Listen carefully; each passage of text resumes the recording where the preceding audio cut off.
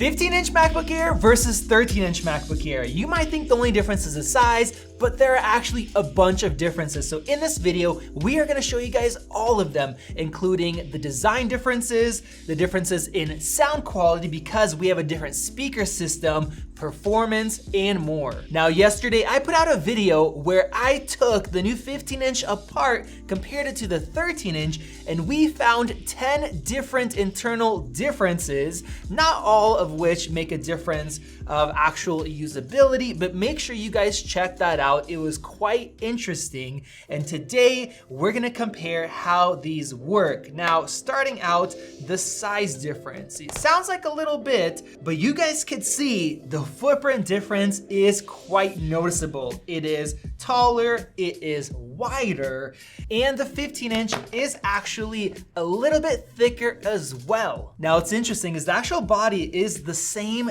thickness. It is actually the screen that's a little bit thicker, and Apple did that on purpose to make sure that this thing is still super high quality and it is rigid, it doesn't flex at all. So they cared about the engineering, both external and on the inside. Now, as far as the weight, I have to be honest, I can tell a difference. The 15-inch weighs 3.3 pounds compared to just 2.7 on the 13-inch. But if I'm not holding them side by side like that, this new 15-inch is incredibly lightweight. I've never felt such a durable quality laptop feel so light, even just holding it by its corner. And just like we told you guys in our leak videos, the ports are identical, the design is identical. The only difference is that the base 15-inch will actually come with a fast charger or a dual USB Type-C charger instead of a slow one. And the crazy thing is, the new 70-watt adapter is actually quite a bit smaller than the previous 67.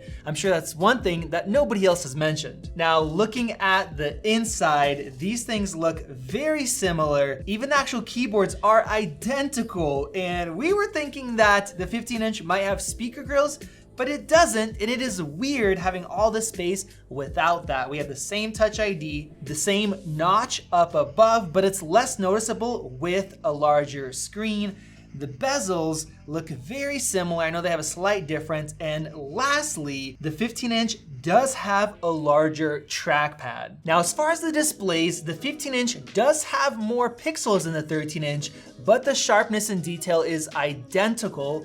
With the 15-inch though, you do have more space on your little bar up front, just because the screen is wider, whereas on the 13-inch, we're running out of room with the same exact icons. And overall, you actually get 27% more screen real estate with the 15-inch, and that is a significant difference. And now, what I've been waiting for, the speaker comparison, because the 15-inch has a new 6-speaker system with really large enclosures that we saw when we opened it up, compared to tiny little ones on the 13-inch. So let's see how big of a difference that makes.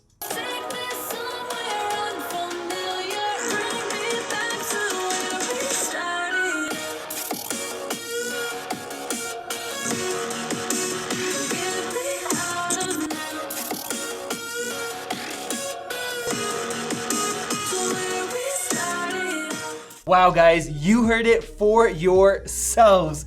This is like comparing a cell phone versus a good tablet. Yes, it is louder, not dramatically so, but it's noticeable. But the richness, the fullness, the extra depth in the bass, the sound is a lot better. And the 13-inch, it just got a little bit embarrassed. Now, the question is gonna be, how will this compare to a 14-inch Pro in terms of speaker quality? I love the new MacBook Pros because of their speaker system for watching movies and music. Make sure you guys are subscribed if you guys wanna see that comparison. Now, both of these have 1080p webcams. This is the 15-inch that I'm talking on right now. And this is the 13-inch MacBook Air. So you guys let me know, did you notice a difference in video quality or in terms of microphone quality down below? And now it's time to get into performance. And the first thing I wanna start out is the SSDs. When we took it apart, we saw that the 15-inch still has a single NAND, but let's go ahead and compare them. Both are 256 gig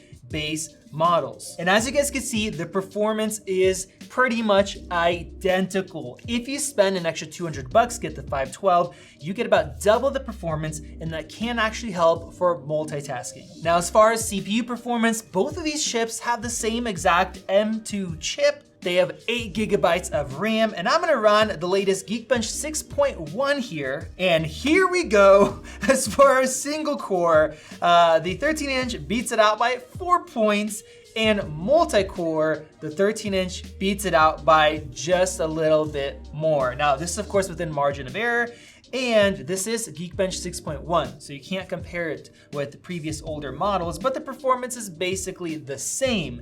Now, what could be different is thermal throttling because of the larger size, and with that, our graphics are also different, so we'll take a look at that as well. And let's start out with Cinebench for throttling. I'm gonna run a single test right now just to get our baseline, and then we'll do the 10-minute stress test. Okay, wow.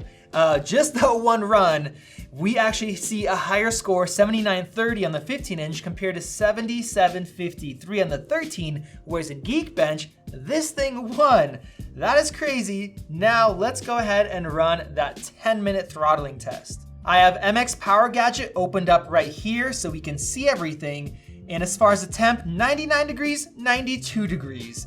Definitely there's a difference as far as thermals. Now the clock speed is also higher, 3.2 compared to 3.1 right there. The wattage is higher, so this thing is staying cooler. Look at these, both of them are running quite hot, pretty much the same, even this one a little higher, but it's still running faster, almost like Apple has tuned it a little bit differently. It's been 8 minutes, so I busted out the thermal cam, and it looks like on the 13-inch, the hottest spot's about 45 degrees.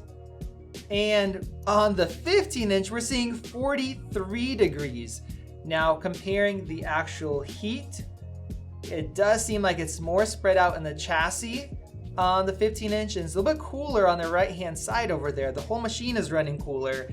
And as far as actual performance, we are having higher clock speeds and a higher wattage. We have 2.9 compared to 2.6 gigahertz. So yes, the 15-inch does perform better, but let's see how much of a difference. And check out this dip right here.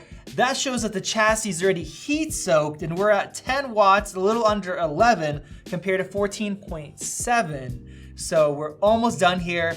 Let's see the scores. Here are the scores. We have 7,509 for the 15-inch and 7,082 for the 13-inch. So this thing dropped about 5% performance, while this one dropped about 9%. And the difference, instead of 2%, is now 6%. And if we were to go even longer, the difference would grow because the wattage here can drop even more. So if you care about performance of the CPU, yes, you will notice a difference in those longer, heavier tasks. Now, let's go ahead and close this down and take a look at the graphics. Because the 15-inch model at the base price actually comes with a 10-core M2 graphics chip compared to 8, so you have more cores there, but let's see how much of a difference that makes in terms of performance. And we have a score of 45,418 for the 15-inch, 39,326 for the 13. That is a difference of 15.5% for the performance. And the crazy thing is, with the 13-inch, you have to spend $100 more if you want to get the 10 graphics cores.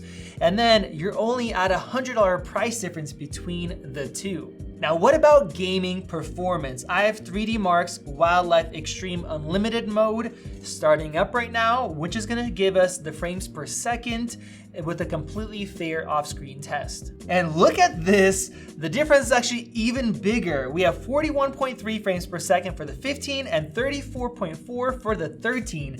That is just over 20% better graphics performance. So definitely noticeable if you're gonna be doing any sort of gaming. Now, what I'm curious about, with those 2 extra graphics cores, does that mean that it's gonna throttle more if you're doing something for a while and you'll lose that performance?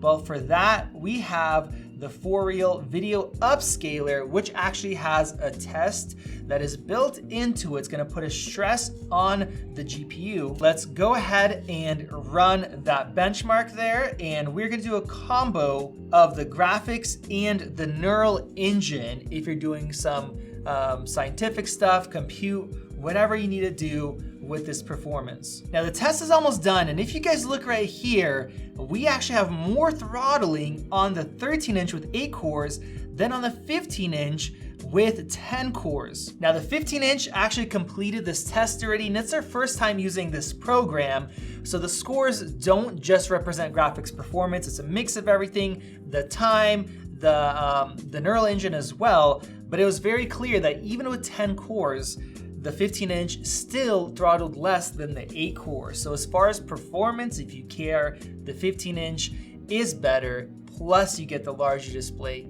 and the better speakers. And with that, you also have to remember the larger battery size as well. Apple rates it the same, but we've seen in the past that with a similar chip, if you're using it for regular tasks, or you have that in the power saving mode, which I made a full video on, that definitely helps, and the 15-inch will get better battery life. Go ahead and click that circle above to subscribe. Let me know your thoughts, and I'll see you in the next one.